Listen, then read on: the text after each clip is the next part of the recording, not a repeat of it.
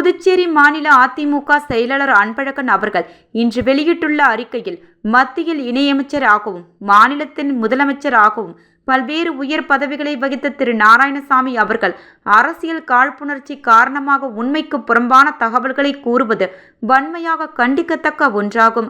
தான் ஆட்சியில் இருக்கும் பொழுது எதையும் செய்யாமல் 5 ஆண்டு காலம் புதுச்சேரி மாநிலத்தில் இருண்ட ஆட்சியை அளித்த திரு நாராயணசாமி அவர்களுக்கு தற்பொழுது நடைபெறும் தேசிய ஜனநாயக கூட்டணி அரசை பற்றி விமர்சனம் செய்வதற்கு எந்த உரிமையும் தகுதியும் இல்லை.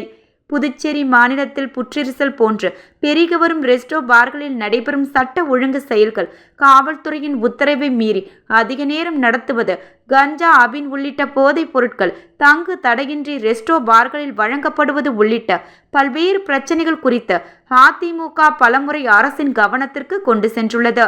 இது சம்பந்தமாக பல்வேறு போராட்டங்களையும் அதிமுக நடத்தியுள்ளது.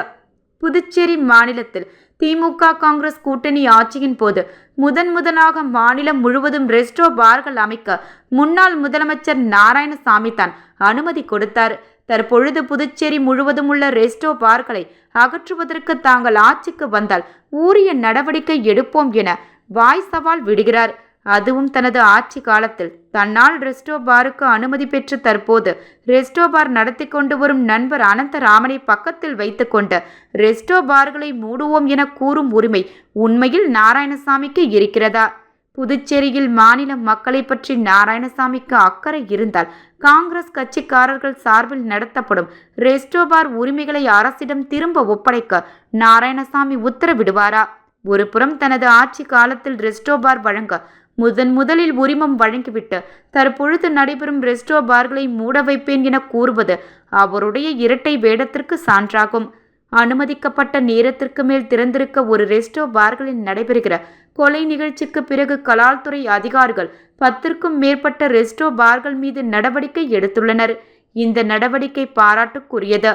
இதுபோன்ற நடவடிக்கையை ஆரம்பத்திலேயே எடுத்திருந்தால் இந்த கொலை சம்பவத்தை தடுத்து இருக்கலாம். பொதுவாக அரசால் அறிவிக்கப்படும் சட்ட திட்டங்களை அரசின் அதிகாரிகள் செம்மையாக செயல்படுத்தினால் பல்வேறு குற்ற செயல்களை தடுக்க முடியும். அதை தவிர்த்து ஆட்சி காலத்தில் உள்ளவர்களுடைய சட்ட விரோத உத்தரவுகளை அமல்படுத்தி கொண்டிருந்தால் இது போன்ற விரும்பத்தகாத சம்பவங்கள் தொடர்ந்து நடைபெறும்.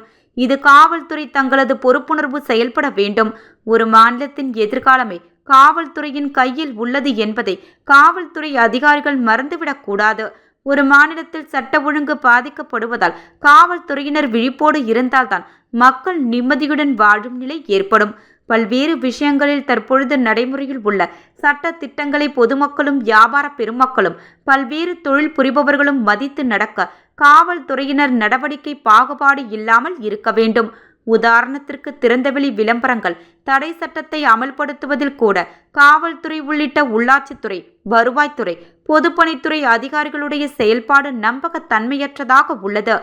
ஆட்சி அதிகாரத்தில் உள்ளவர்களுக்கு ஆதரவாக பேனர்கள் வைக்கும் போது 2 கண்களையும் மூடிக்கொண்டு செயல்படும் மேற்கண்ட துறையினர் மற்ற கட்சியினர் விளம்பர பேனர்கள் வைக்கும் போது பெரிய கடமை உணர்ச்சியுடன் தாங்களது பணியை செய்து பேனர்களை அகற்றுவது அருவருக்கத்தக்க செயலாக உள்ளது.